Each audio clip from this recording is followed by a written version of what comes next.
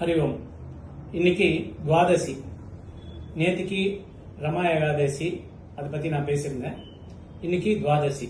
இப்ப நேத்தி நம்ம விரதம் இருந்தவங்க எல்லாம் காத்தால ஃபர்ஸ்ட் எழுந்த உடனே என்ன சாப்பிடணும் என்ன சாப்பிடுவோம் அப்படின்னா நெல்லி முள்ளி சாப்பிடுவோம்.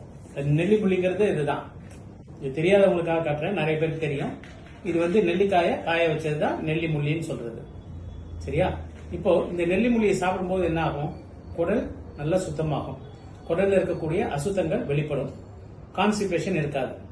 இப்ப நேற்றுக்கு ஒரு எமர்ஜென்சி கேஸ்க்காக ஒரு டியூமர் போர்டு மீட்டிங்காக நான் வந்தேன்னு சொன்னேன். அந்த பேஷண்ட் நாங்க அனலைஸ் பண்ணி பார்க்கும்போது அவருக்கு பெருங்குடல்ல புற்றுநோய் இருக்கு.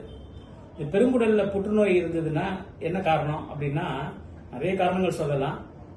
மெயின் கான்ஸ்டிபேஷனா இருக்கும். இந்த கான்ஸ்டிபேஷன் இண்டிகேட்ஸ் ஏதோ உள்ள ஒரு டிசீஸ் இருக்குன்னு தெரிஞ்சுக்கலாம். இப்ப அந்த மாதிரி கான்ஸ்டிபேஷன் ஆல்டர்னேட் வித் டயரியா இருந்தா கண்டிப்பா நீங்க உங்க டாக்டர் போய் செக் பண்ணிக்கணும். அது மலக்குடல் புற்றுநோயா இருக்கலாம், அது சார்ந்த வேற எது வேணா இருக்கலாம். அது என்னங்கறத நம்ம ப்ராப்பரா டயக்னைஸ் பண்ணிக்கிறது நல்லது. அப்ப குடலை சுத்தமா வைக்க இது போல விரதம் இருக்கணும், நெல்லி முள்ளி சாப்பிடணும், உடம்பு ஆரோக்கியமா வச்சுக்கணும்.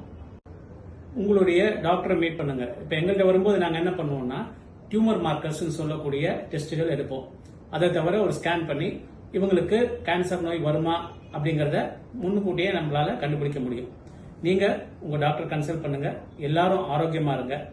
இந்த தீபாவளி நம்ம எல்லாருக்கும் ஆரோக்கியத்தை கொண்டு வரட்டும். எல்லாருக்கும் தீபாவளி வாழ்த்துக்கள்.